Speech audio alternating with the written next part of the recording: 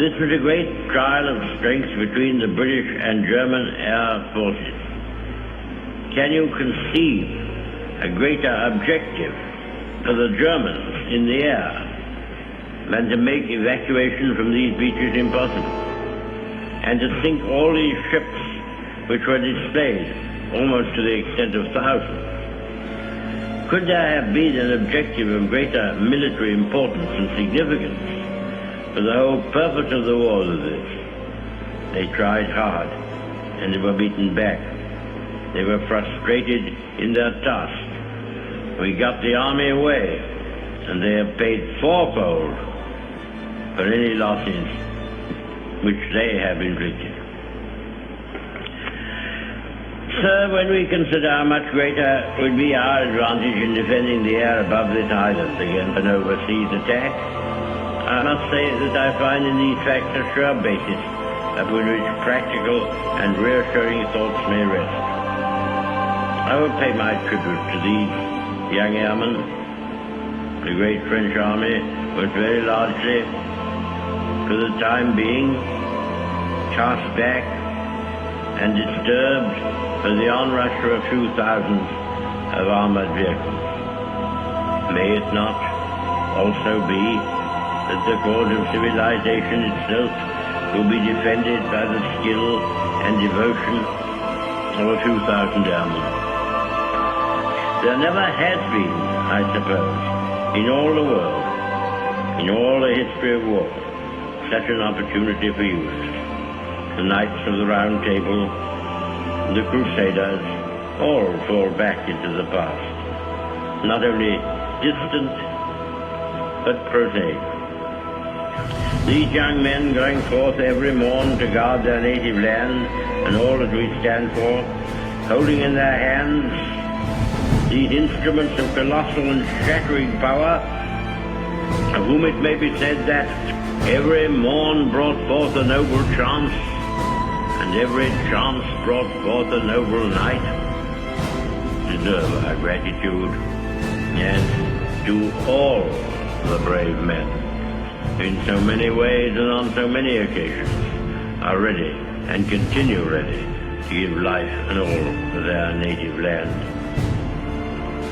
Nevertheless, our thankfulness at the escape of our army and so many men whose loved ones have passed through an agonizing week does not blind us to the fact that what happened in France and Belgium is a colossal military disaster.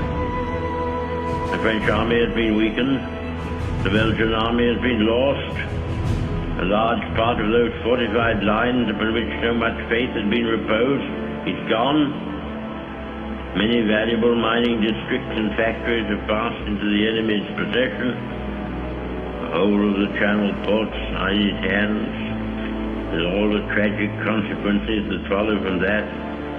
And we must expect another blow to be struck, almost immediately, at us or at France.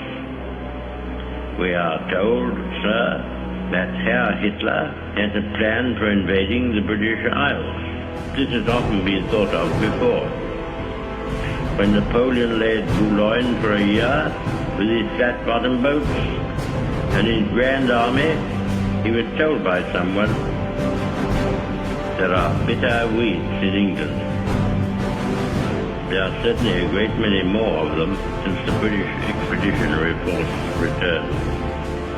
Sir, I have myself full confidence that if all do their duty, if nothing is neglected, and if the best arrangements are made, as they are being made, we shall prove ourselves once more able to defend our island home, to ride out the storm of war, and to outlive the menace of tyranny, if necessary for years, if necessary alone.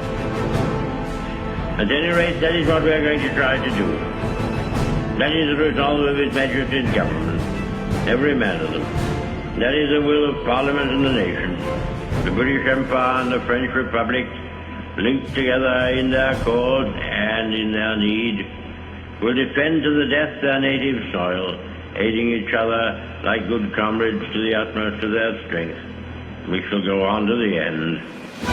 We shall fight in France. We shall fight on the seas and oceans.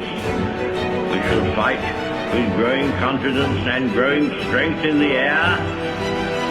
We shall defend our island, whatever the cost may be. We shall fight on the beaches. We shall fight on the landing grounds.